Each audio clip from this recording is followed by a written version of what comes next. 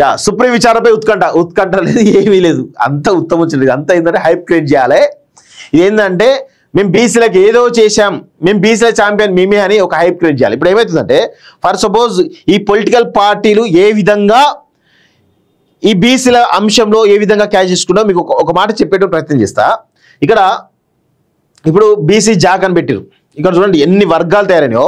ఒకటేమో BC Jack అని చెప్పేసి ఆర్ కృష్ణయ్య చైర్మన్గా ఒకటి స్టార్ట్ అయింది, ఇంకొక వైపు ఆ చిరంజీవులు, ఇంకొక వైపు ఐఎస్ చిరంజీవులు ఒకవైపు, ఇంకొక వైపు తీన్మార్ మల్లన్న. ఇన్ని వర్గాలు తయారైనాయి. వీళ్ళు కాక ఇంకా చాలా వర్గాలు ఉన్నాయి, ఇంకా చాలా వర్గాలు ఉన్నాయి. సో ఇటు 3 అంశాలు ఉన్నాయి. ఇప్పుడు 3గా డివైడ్ అయిపోయింది.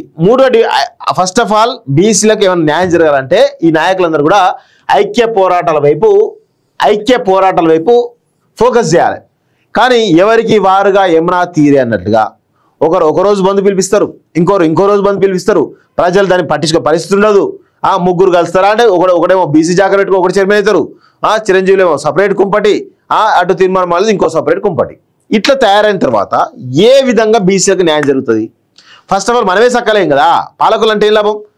అంటే ఇందులో ఇంకొక గుట్ట ఉంటుంది. ఇలా అంటే వీళ్ళిద్దరి మధ్యలో వీళ్ళ 3 వర్గాల మధ్య డివిజన్ ఎట్లా వస్తుంది? ఇలా చూడండి చాలా స్పష్టంగా ఇలా పార్టీల పరంగా డివైడ్ అవుతున్నారా అని ఒక డౌట్ అయితే నాకైతే ఉన్నది. పార్టీల పరంగా ఏమైనా డివైడ్ అవుతున్నారా ఏంటిది అనేది తెలియాల్సిన అవసరం అయితే చాలా స్పష్టంగా ఉన్నది. సో అగ్రవర్ణాలు ఏంటంటే ఈ ముగ్గురు మధ్యలో చిచ్చు పెట్టేసి చలిగాచుకునే ప్రయత్నం చేస్తూ ఉంటారు. సో ముగ్గురు మధ్యలో డివైడ్ చేయడం, ఆ తర్వాత వాళ్ళ యొక్క అవసరాలు తెచ్చుకోవడం ఇవన్నీ జరుగుతూ ఉంటాయి. సో దీనిలో భాగంగా మేము బీసీలకి ఏదో ఇష్టం అని చెప్పుకునే ప్రయత్నం తప్ప ఏమి లేదు. అన్ని పార్టీలు కూడా కలిసి బీసీలను మోసం చేసిన విషయాన్ని గమనించాలి. ఫస్ట్ బీసీలందరూ ఫస్ట్ చైతన్యవంతం కావాలి. చైతన్యవంతం అయితేనే ఈ యొక్క అగ్రవర్ణాలు చేసేటువంటి కుట్రలు మనం అందరం తెలుసుకోగలుగుతాం.